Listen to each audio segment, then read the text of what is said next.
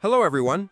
In this video, I'll explain how to transfer money from PayPal to Skrill.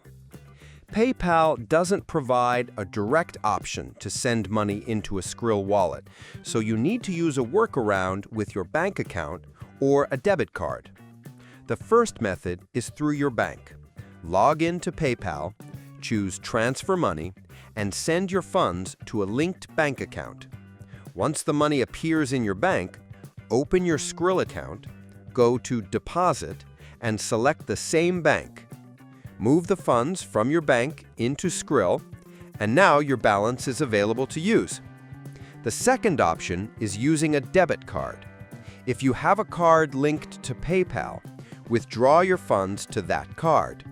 Then, in Skrill, choose Deposit and pick that card as the funding source. This way, your PayPal balance gets routed into Skrill through the card.